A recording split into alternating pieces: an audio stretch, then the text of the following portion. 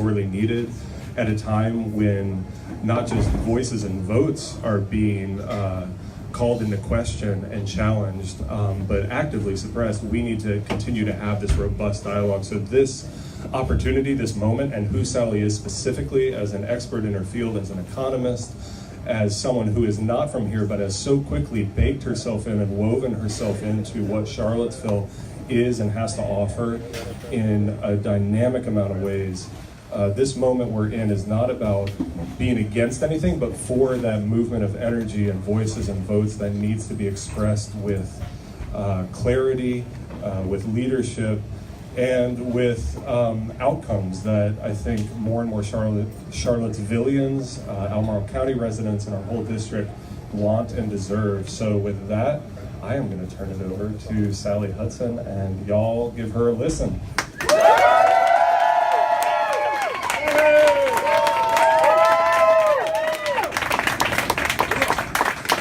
Thank you so much, Seth, and thank you to all of you for coming. It is so great to see so many friendly faces here and a lot of people that I'm so excited to meet. As Seth mentioned, I am an economist. I'm a professor in the School of Public Policy at UVA. There we go. A little bit better. And see, we got a feedback thing going on. I am well aware that economist is hardly the sexiest job title in the world, but it's work that I really love. I came straight here from an all-afternoon budget meeting with Albemarle County. We've been poring over grant applications for the community's nonprofits so that they get the funds that they need to serve our people. Tomorrow morning, I get to give my last class of the semester in statistics at UVA. We have some who's in the house? Your homework is still due? It's still there. It's nitty-gritty work. It's the nitty-gritty stuff that makes government go round, but I really love it. For me, it's really a labor of love. I was taught that government is the single largest tool that we have for loving our neighbor. Government is loving your neighbor, but all of them, at scale. My family taught me that. My father is a minister. My mother wore all the hats in the nonprofit world. Halfway houses and domestic violence, refugee resettlement, the kind of places that catch our neighbors when they tumble through the cracks and government isn't living up to that higher ideal. And that meant that I spent a lot of my childhood banging around soup kitchens and shelters. And you spend any time in those places, it does not take long to notice that the folks on the inside and the folks on the outside just aren't that different. That there is got to be something more separating us than hard work or even good luck. That there is a bigger machine in motion helping some people get ahead and keeping some folks stuck. And economics is the study of that. It's the study of who gets what in this world and why. And so I became an economist because I wanted to try to confront some of those bigger forces that render the kind of work that my parents were doing necessary. So that work brought me here to Charlottesville. I am so happy to call this home now. I love teaching at UVA. But I have to confess that it's gotten harder. It has gotten harder to be the kind of person who sweats the small stuff. It is getting harder to be someone who stands at a blackboard and says, now, class, it's very important that you mind the finer details here, because if you don't, your government's just gonna lie to everybody about it anyway. It's a strange time to be a statistician, to be someone who has invested so much in the tools of facts and evidence, and to come to realize that at least right now, our potential to do good work is bound not by the supply of good ideas or the evidence to back them up, but by the courage to say them out loud.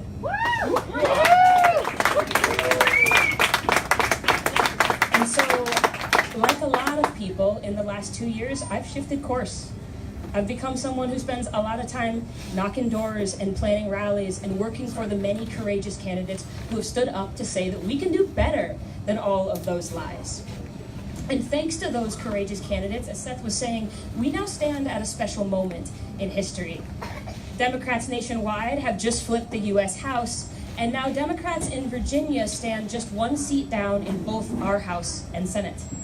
That means that Democrats are in striking distance of controlling the General Assembly for the first time in so long, that Democrats might actually be able to govern. And that means it matters what kind of Democrats we send to Richmond.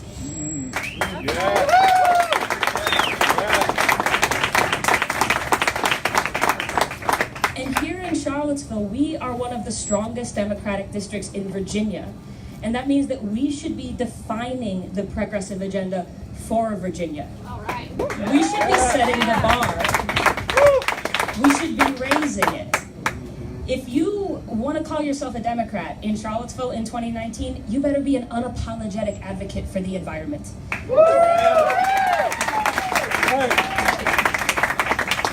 The climate crisis is here. It's now. We need to run, not walk, toward a clean energy future, and we needed to start yesterday, or like decades ago, really, to get where we need to go. Now is a time that Charlottesville should be doubling down on the innovative clean energy firms that we have here in our community, not rolling over to the gas companies just to keep the peace in Richmond. If you want to be a Democrat in Charlottesville in 2019, you better be an evangelist for public education. Because we know that it's not just about restoring public education fundings to their pre-recession levels, because pre-recession, we weren't living up to that promise either. That the achievement gaps that we worry about here in Charlottesville, they didn't turn up yesterday, and they're present all across the Commonwealth. We need to be standing out loud and proud for public education, not just here in our community, but for those who won't have the stronger advocates. You know, Virginia's never going to solve its rural teacher shortage if Democrats in Charlottesville don't stand up for them.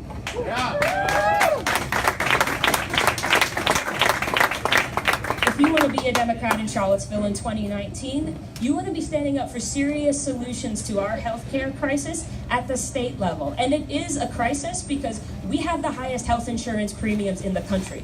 Full stop. And we cannot wait for DC to get its act together to solve that problem. I mean, we may have just flipped the House, but 2020 is not a promise. We don't know what will happen. And so innovative legislatures need to be thinking about what Richmond can do now to offer serious solutions for all Virginians. Where can we plug in to state insurance systems already so that everybody gets the coverage that they need?